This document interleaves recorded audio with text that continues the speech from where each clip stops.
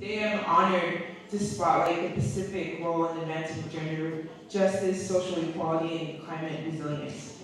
Despite our region's modest size, we stand as a powerful example of how feminist leadership can drive profound global change. I know we're here to talk about what do we see in the future, but we also have to celebrate what we have done so far, especially for our young activists. And the last speaker, when she's saying what I see, and I hope to see more young people to lead so we can see. In the Pacific, we face significant challenges. Our representation of women in politics is among the lowest globally, and we grapple with alarming high rates of gender-based violence. These challenges have ignited a dynamic feminist movement dedicated to dismantling systemic marginalization and achieving true gender justice. Our feminist leaders are confronting entrenched barriers, advocating for increased female representation in decision-making roles, and spearheading innovative, community-driven, gender-based violence prevention programs. We are not waiting for change to come from the outside. We are creating it ourselves. Our efforts illustrate that breaking out of marginalization and advancing gender justice is achievable through inclusive governance and proactive intervention. One of the most striking examples of Pacific feminist leadership is our response to climate change. Despite contributing minimally global emissions, our region suffers severe climate impacts, with women disproportionately bearing the burden. Pacific feminists are leading the way that not only address these challenges, but also empower women in communities. Our solutions, from innovative and adaptation measures to community-based sustainability and practices, exemplify how those most affected by climate change can drive significant global action. By sharing our approaches, we offer a model for integrating gender equality into climate resilience efforts worldwide. As a young feminist organization, Bravo Woke understands the critical role of menstrual hygiene in advancing gender justice. In many places, including our own communities, comprehensive sex education is either absent or insufficient. This gap means that programs addressing gender-based violence, patriarchy, the reproductive rights, including abortion, often struggle to gain traction in schools. It can feel like fighting an uphill battle when conventional systems fail to meet these needs. However, we have innovated and found ways to make a real impact. Given that sex education isn't taught, and with high rates of teen pregnancy and sexual violence, we identified a crucial entry point: menstrual hygiene education. By focusing on this often overlooked aspect of health, we create opportunities to educate girls about their bodies, instill the importance of self-care, and discuss broader issues related to gender values and empowerment.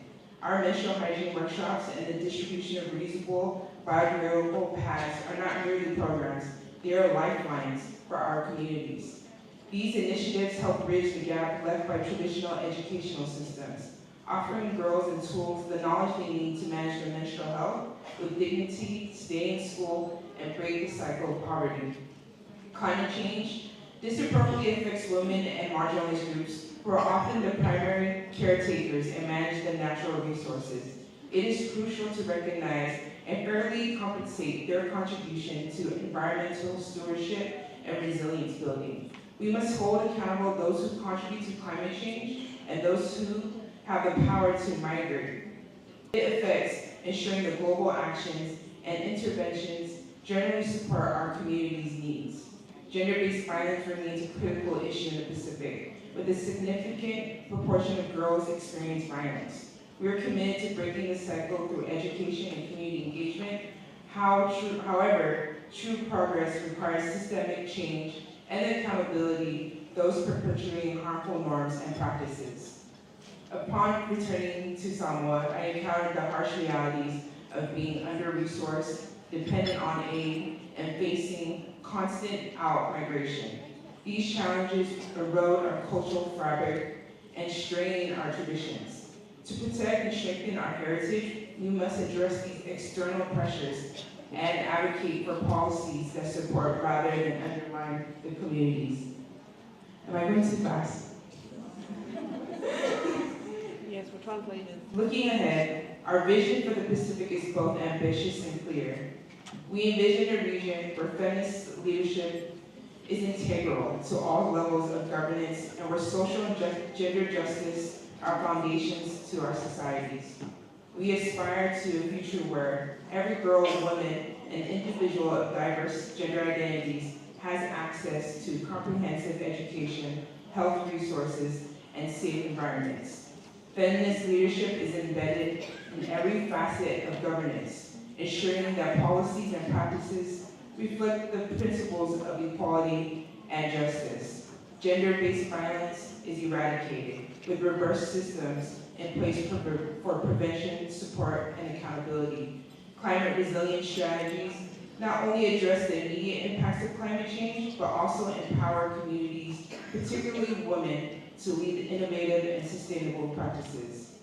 To achieve this, we must hold ourselves and others accountable. This involves demanding transparency and effectiveness from global partners and actors involved in addressing climate change and social justice, critically assessing external aid, economic dependencies to ensure they empower rather than exploit our communities, ensuring that our efforts for justice and equality are accountable and lead to tangible systemic change.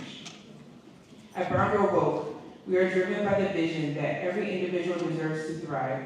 We recognize the gaps in traditional systems and take innovative approaches to address them. By connecting the dots and filling the voids left by conventional education, we work tirelessly to build a Pacific where every voice is heard, every individual is respected, and every community thrives. Thank you.